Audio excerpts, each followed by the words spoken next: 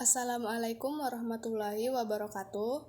Perkenalkan, nama saya Amelia Rida dari kelas 03 Program Studi Pendidikan Kesejahteraan Keluarga Angkatan 2020, Fakultas Teknik Universitas Negeri Makassar.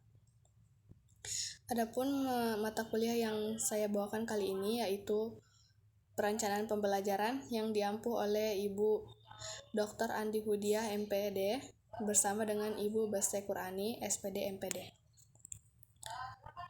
Adapun materi yang akan saya bahas yaitu materi komponen-komponen perencanaan pembelajaran. Menurut Masitoh dalam bukunya yang berjudul Perencanaan Pembelajaran, bahwa komponen-komponen perencanaan pembelajaran diantaranya terdiri dari tujuan pembelajaran, isi materi pembelajaran, kegiatan pembelajaran, serta media pembelajaran, media dan sumber belajar serta evaluasi. Sedangkan menurut M. Subrosutikno dalam bukunya yang berjudul Belajar dan Pembelajaran, mengatakan bahwa komponen pembelajaran itu terdiri dari tujuan pembelajaran, materi pembelajaran, kegiatan belajar mengajar, metode, media, sumber belajar, dan evaluasi. Yang membedakan antara komponen yang dikemukakan oleh keduanya adalah tidak adanya metode pembelajaran dalam komponen-komponen perencanaan pembelajaran.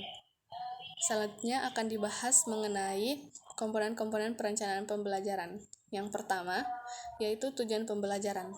Tujuan pembelajaran merupakan komponen pertama dalam perencanaan pembelajaran. Tujuan mengawali komponen yang lainnya. Dalam merencanakan pembelajaran, tujuan harus jelas, karena dengan tujuan yang jelas, guru dapat memproyeksikan hasil belajar yang harus dicapai setelah anak belajar. Gagasan perlunya tujuan dalam pembelajaran pertama kali dikemukakan oleh B.F. Skinner pada tahun 1950.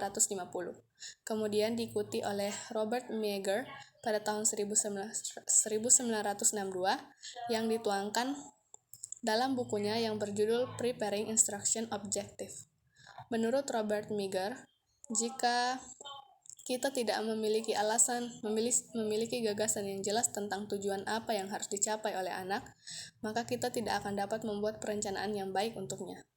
Sejak tahun 1970 hingga sekarang, penerapannya semakin meluas. Hampir seluruh lembaga pendidikan dunia, termasuk di Indonesia, meski para ahli memberikan rumusan tujuan pembelajaran yang beragam, tetapi semuanya menunjuk pada esensi yang sama, bahwa pertama, tujuan pembelajaran adalah tercapainya perubahan perilaku atau kompetensi pada siswa setelah mengikuti kegiatan pembelajaran.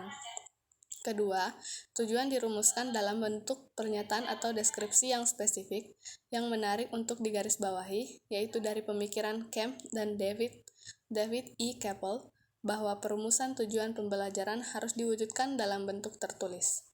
Hal ini mengandung implikasi bahwa setiap perencanaan pembelajaran seyogyanya dibuat secara tertulis.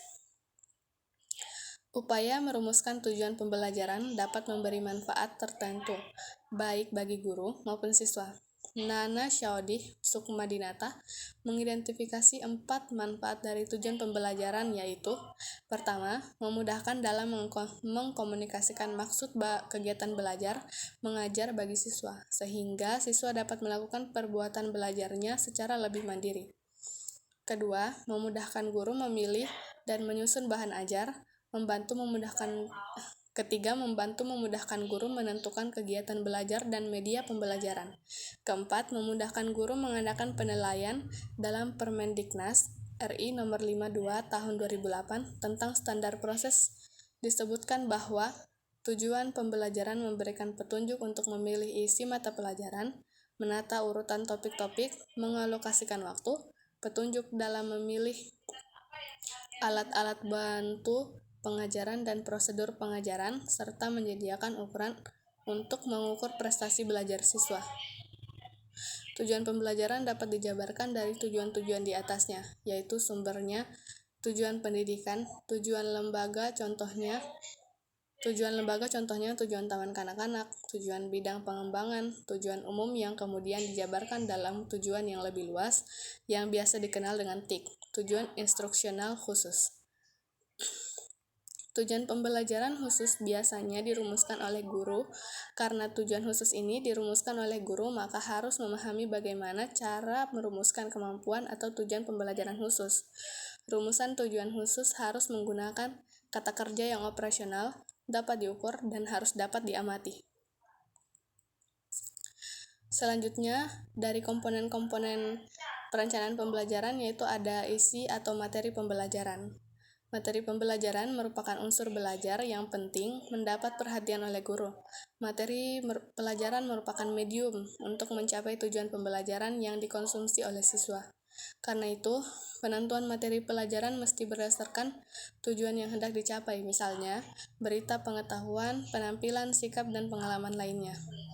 Nana Sujana menjelaskan ada beberapa hal yang harus diperhatikan dalam menetapkan materi pelajaran. Di antaranya, materi pelajaran harus sesuai dan menunjang tercapainya tujuan. Materi pelajaran yang ditulis dalam perencanaan pembelajaran terbatas pada konsep atau berbentuk garis besar, bahan tidak pula diuraikan terinci. Menetapkan materi pembelajaran harus serasi dengan urutan tujuan. Urutan materi pelajaran hendaknya memperhatikan kesinambungan atau kontinuitas. Materi pelajaran disusun dari hal yang sederhana menuju yang kompleks, dari yang mudah menuju yang sulit, dari yang konkret menuju yang abstrak. Dengan cara ini, siswa akan mudah memahami. Dan sifat materi pelajaran ada yang faktual dan ada yang konseptual. Selanjutnya, komponen-komponen perencanaan pembelajaran ada kegiatan pembelajaran. Dalam merancang kegiatan pembelajaran, guru harus mengidentifikasi apa yang akan dipelajari oleh setiap anak dan bagaimana cara mempelajarinya. Komponen dalam kegiatan pembelajaran menggambarkan proyeksi kegiatan yang harus dilakukan anak dan kegiatan apa yang dilakukan guru dalam memfasilitasi belajar anak.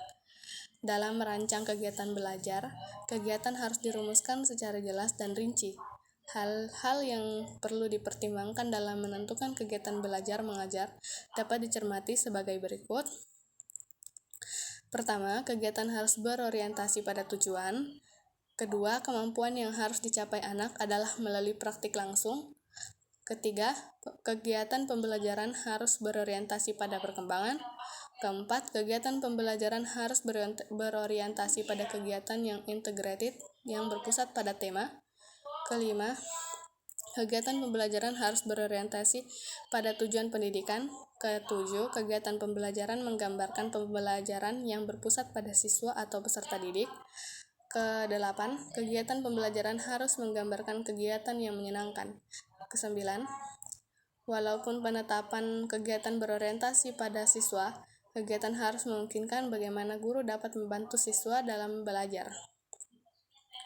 Selanjutnya, yaitu metode. Metode adalah satu cara yang dipergunakan untuk mencapai tujuan yang telah ditetapkan dalam kegiatan belajar mengajar. Metode diperlukan oleh guru dengan penggunaan yang bervariasi sesuai dengan tujuan yang ingin dicapai. Tujuan dan materi yang baik belum tentu memberikan hasil yang baik, tapi yang baik tanpa memilih dan menggunakan metode yang sesuai dengan tujuan dan materi pelajaran. Puput Fatur Rahman dan M. Sobri Sutikno menguraikan beberapa faktor yang mempengaruhi pemilihan dan penentuan metode antara lain tujuan yang hendak dicapai, materi pelajaran, siswa, situasi, fasilitas, dan guru. Adapun macam-macam metode yang dapat dipakai dalam proses pembelajaran yaitu metode ceramah, metode tanya-jawab, metode diskusi, metode demonstrasi, metode kisah atau cerita, metode simulasi. Adapun bentuk-bentuk simulasi antara lain peer teaching, sosiodrama, psikodrama, simulasi game, dan role playing. Selanjutnya metode karya wisata, metode tutorial, metode suri teladan, metode tim atau team teaching, metode praktek, metode kerja kelompok, metode penugasan, dan brainstorming. Selanjutnya yaitu media dan sumber belajar. Media adalah segala sesuatu yang dapat menyampaikan dan menyalurkan pesan dari sumber secara terencana, sehingga tercipta lingkungan yang kondusif di mana penerimanya dapat melakukan proses belajar secara efisien dan efektif. Sumber belajar adalah segala sesuatu yang dapat dipergunakan sebagai tempat di mana sumber belajar terdapat. Menurut Nasution, sumber belajar dapat berasal dari masyarakat dan kebudayaannya, ilmu, pengetahuan, dan teknologi, serta kebutuhan siswa. Pemanfaatan sumber belajar tersebut tergantung pada kreativitas guru, waktu, biaya, serta kebijakan-kebijakan lainnya. Sumber belajar tidak hanya terbatas pada bahan dan alat yang dipergunakan dalam proses pembelajaran, melainkan juga tenaga, biaya, dan fasilitas. Sumber belajar dapat dibedakan menjadi dua, yaitu sumber belajar yang direncanakan dan sumber belajar karena dimanfaatkan. Sumber belajar yang direncanakan adalah semua sumber yang secara khusus telah dikembangkan secara komponen sistem pembelajaran untuk memberikan fasilitas belajar yang terarah dan bersifat formal. Sementara sumber belajar karena dimanfaatkan adalah sumber-sumber yang tidak secara khusus didesain untuk keperluan pembelajaran, namun dapat ditemukan di aplikasi dan digunakan untuk keperluan belajar. Media dan sumber belajar merupakan faktor yang harus dipertimbangkan dalam merencanakan pembelajaran. Media dan sumber belajar yang dipilih harus sesuai dengan kegiatan yang dapat memberikan pengalaman yang cocok bagi siswa. Yang terakhir, yaitu evaluasi. Menurut M. Sobri Sutikno, evaluasi adalah suatu tindakan atau proses untuk menentukan nilai dari suatu tindakan atau suatu proses yang menentukan nilai dari sesuatu. Sedangkan menurut Masitoh DKK, evaluasi adalah suatu proses memilih, mengumpulkan, dan menafsirkan informasi untuk membuat keputusan. Dalam perencanaan pembelajaran, evaluasi dimaksudkan untuk mengukur apakah tujuan atau kemampuan yang sudah ditetapkan dapat tercapai. Jadi, evaluasi merupakan aspek yang penting yang berguna untuk mengukur dan menilai seberapa jauh tujuan pembelajaran telah tercapai atau hingga mana terdapat kemampuan siswa dan bagaimana tingkat keberhasilan sesuai dengan tujuan pembelajaran tersebut.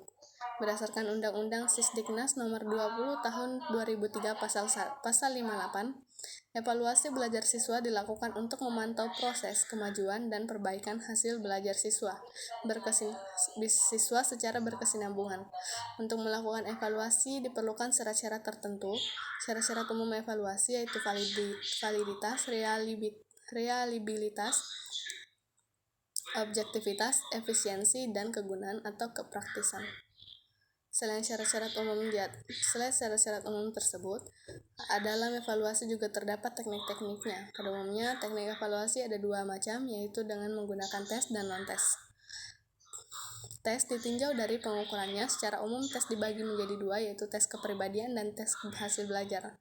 Ditinjau dari fungsinya, tes dibagi atas 4 jenis, yaitu tes penempatan, tes formatif, tes diagnostik, dan tes sumatif. Yang terakhir, ditinjau dari bentuknya, tes dibagi atas tes tertulis dan tes lisan, dan tes perbuatan. Non-tes, yang termasuk teknis non-tes seperti observasi, wawancara, skala sikap, angket, checklist, dan ranting scale. Baiklah, itu saja pemaparan dari saya mengenai komponen-komponen perencanaan pembelajaran. Lebih dan kurangnya mohon dimaafkan. Assalamualaikum warahmatullahi wabarakatuh.